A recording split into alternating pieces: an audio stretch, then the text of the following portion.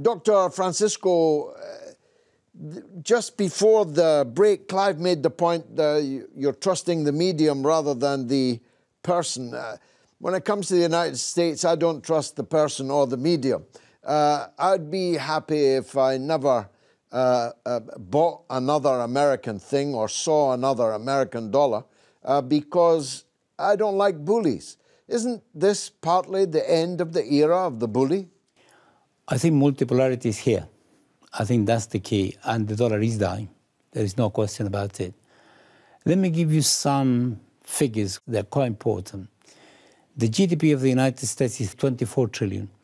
The debt, the public debt, is 30 trillion. The difference between the total gross domestic product and the debt is 6 trillion. 6 trillion is equivalent to the combined GDPs of the whole of the Latin American countries together, including Brazil. That gives you an idea of the problem. That's number one. There is a US debt clock, which you can find in the internet. I ran it before coming to the show. And I ran it for 5 minutes. And in those 5 minutes, the amount of debt that increased in the United States was 8 billion. Now, 8 billion is, if you have 3 of them, that is the GDP of Nicaragua. If you have 5 of them, that's the GDP of Bolivia. The United States have a very serious problem with infrastructure. Their productivity is low. The number of bridges in the United States that require urgent repair, not repair, urgent repair, is 65,000. The quality of the road, according to the American Society of Civil Engineers, they produce a report every year, 42% of the roads are mediocre or in need of repair. The electricity plants, airports, and so on. Everything is a complete mess. The United States doesn't have high-speed trains. It doesn't. Sorry to say like this. Even Spain has them. So that gives you an idea of the problem. And the United States economy is growing at a rate of something between 2 and 1%. The Chinese economy, with all the problems, is growing at a rate of 7%. So that means in the next 10 years, arithmetically, the US economy is going to be 20% bigger, and the Chinese economy is going to be 70% bigger. Now, if you take what countries have done regarding this question of the dollar, possibly people do not know, but China and Japan are conducting their foreign trade in their currencies. Iran is conducting their business in no dollar.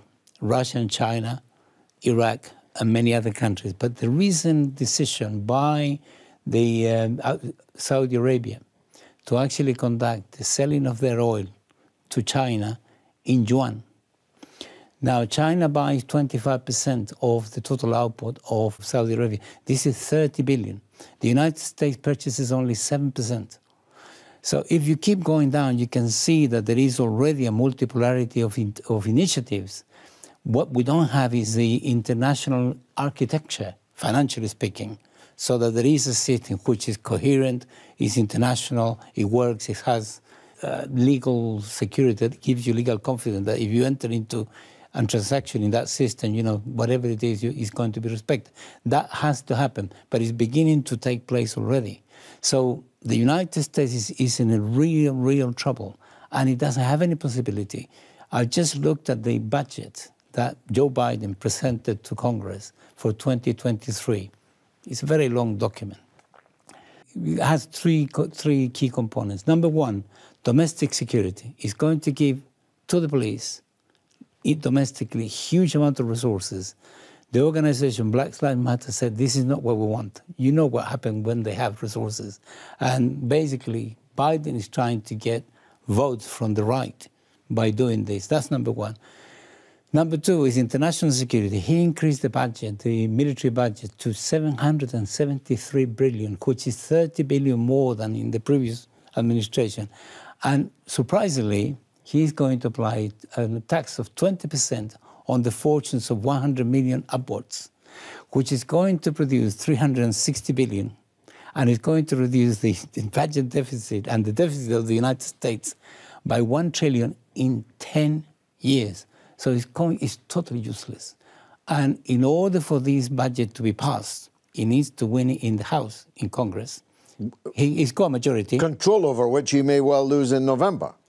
Certainly, but at the moment, if we were to propose it, he will pass it in the House, but he will not be able to pass it through Congress because there is 50-50. And Democrat right-wing, Joe Manchin, already said he's not going to support it. So it's already, not only is useless as a proposal to recover the economy, but it's already dead before it begins. So that gives you an idea of the problems that they have. So the issue, strategically, from their point of view, is this.